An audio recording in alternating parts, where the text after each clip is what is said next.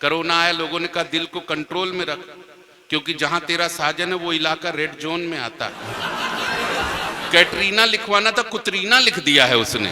अब जाके कैसे दिखाएं उसको। लोगों ने कहा ये रिलीज नहीं होने देंगे, हमारी भारतीय संस्कृति पे हमला है। बाद में हुआ क्या, पद्मावती का नाम बदल के पद्मावत कर दिया गया, प्रतिबंध हटा, फिल्म रिलीज कर दी गई।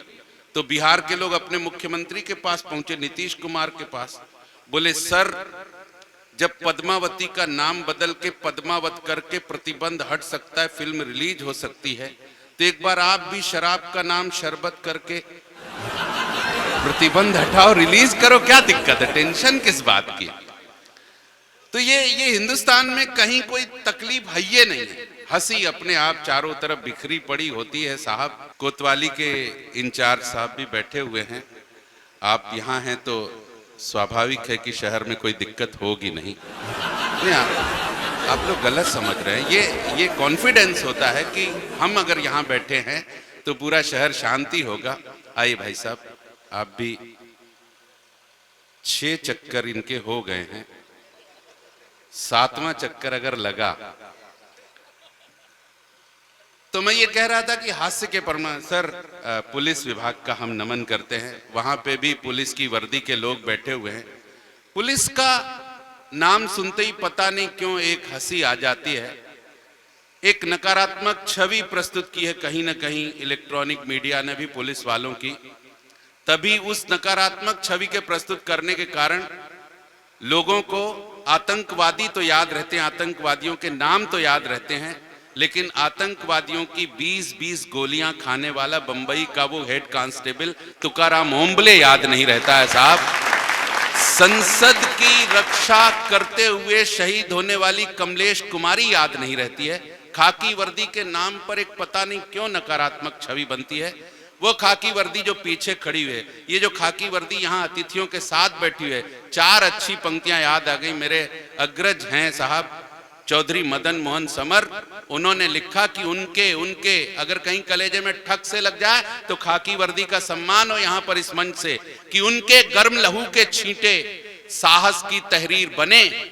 उनके राजेंद्र जी आ गए, उनके गर्म लहू के छींटे साहस की तहरीर बने। वो जीते जी लोकतंत्र के मंदिर की प्राचीर बने।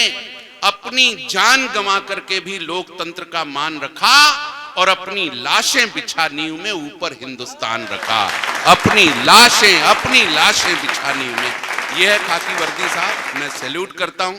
वे यहाँ आए हैं, खाकी वर्दी चलती रहे। इस कोरोना काल में उन्होंने जो काम किया है वो कमाल का था। जब सारे लोग घरों के अंदर कैद थे तब यही खाकी वर्दी थी जिन्होंने साहब, एक बार दोनों हाथ उठा करके तालियां जोरदार तरीके से बजना चाहिए, इनका वंदन होना चाहिए, अभिनंदन होना चाहिए। कोरोना काल में कुछ गाने बदल गए। मधुप जी, गाना कितना प्यारा था, साजन मेरा उस पार है, मिलने को दिल बेकरार है। कोरोना आया, लोगों ने कहा दिल को कंट्रोल में रख, क्योंकि जहां तेरा साजन है वो इलाका रेड जोन में आता है, और अगर तू उससे मिलने गई तो 14 दिन के लिए क्वारंटीन होना पड़ेगा लौट के। एक गाना था, चलते चलते यूं ही रुक जाता हूं मैं, कहते कहते भी चुप हो जाता हूं मैं, क्या यही प्यार है? पागल, ये प्यार नहीं है, पुलिस का डर है जो बाहर खड़ी है। हाँ, अगर बाहर निकले तो वो टैटू बना देगी। टैटू से मुझको याद आया, बंबई गया था तो एक लड़का 18-19 साल का हाथ पकड़े रो रहा था, टैटू गुदा हुआ था हाथ में। मैंने कहा जब सहन नहीं होता तो टैटू काहे को गुदवाते हो?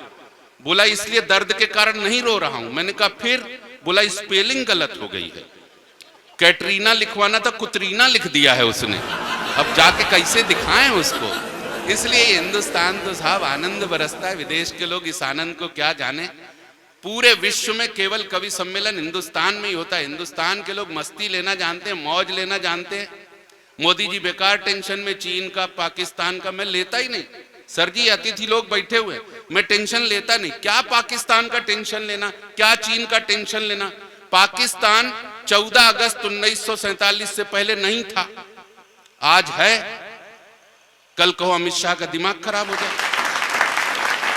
क्या क्या कविता लिखना पाकिस्तान के ऊपर, चीन के ऊपर क्या लिखना? उसके सैनिक क्या हाइट कितनी, नेशनल हाइट है चीन की 5 फीट, 5 फीट 2 इंच से बड़ा आइटम है पैदा नहीं होता चीन में। एक भी 5.5-6 फीट का चीनी ना मिलेगा। बाई देवे धोखे से 5.5-6 फीट का कोई चीनी दिख जाए तो ये पक्का मानना कि बीसलपुर के बुजुर्गों ने तीर्थ यात्रा की होगी चीन की तरफ। नहीं, आप लोग गलत समझ रहे हैं, गलत समझ रहे। मतलब उनने जाके बताया होगा कि क्या क्या आहार लेना चाहिए जिससे हाइट बढ़ती है।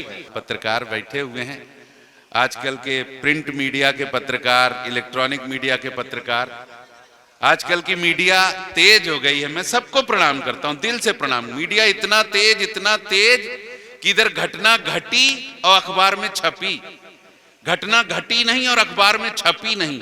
अब तो कभी कभी घटना इंतजार करती कि अखबार में छपे तो हम घटें। एक छोटी सी घटना मुझे याद पड़ती है, मजे लीजिएगा, आनंद लीजिएगा। एक बार एक जंगल में एक बंदर अपनी बंदरिया को अपनी बहादुरी के किस्से सुना रहा था। बंदरिया बड़े ध्यान से सुन रही थी। सुनते सुनते जब बोर हो गई तो बंदर से कहा, इतना बहादुर है तो नीचे शेर बैठा, उसकी पूंछ मरोड़ के दिखा। अब साहब, जो बंदर अपनी बंदरिया की बातों में आ जाते हैं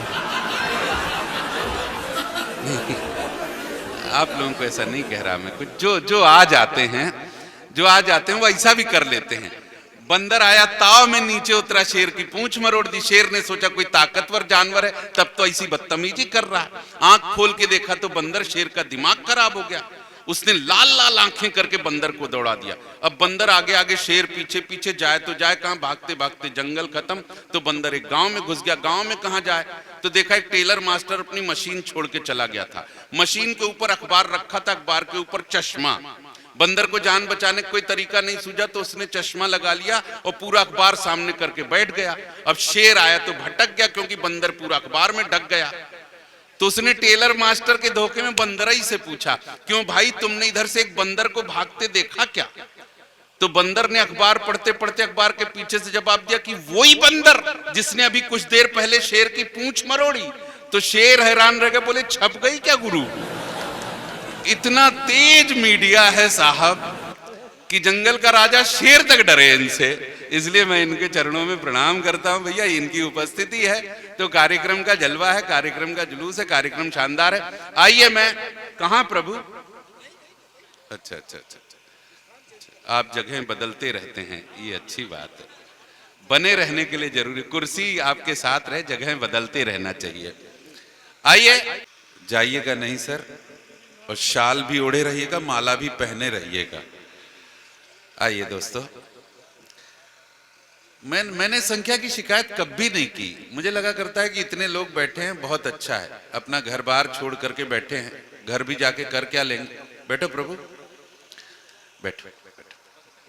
आइए, पत्रकार बंधु बैठे हुए हैं, हम लोग भी घर छोड़ करके आखिर आ रहे हैं। घर पे सम्मान मिलता तो काहे के लिए भटकते फिरते हैं? नहीं, इसका मतलब ये नहीं है कि घर पे सम्मान नहीं मिलता है, लेकिन आना पड़ता है। ये कोरोना काल की बीती यादों को छोड़ करके आना पड़ता है, निकलना पड़ता है घर से। और बीसलपुर का तो इतिहास है। बीसलपुर का आदमी इतना समझदार है इंस्पेक्टर साहब कि पूरे यूपी में मलेरिया फैला, बीसलपुर में नहीं फैला। रिकॉर्ड है, ये ऑन रिकॉर्ड है, मलेरिया नहीं फैला बीसलपुर में। उसका कारण यहाँ का आदमी एक्स्ट्रा समझदार।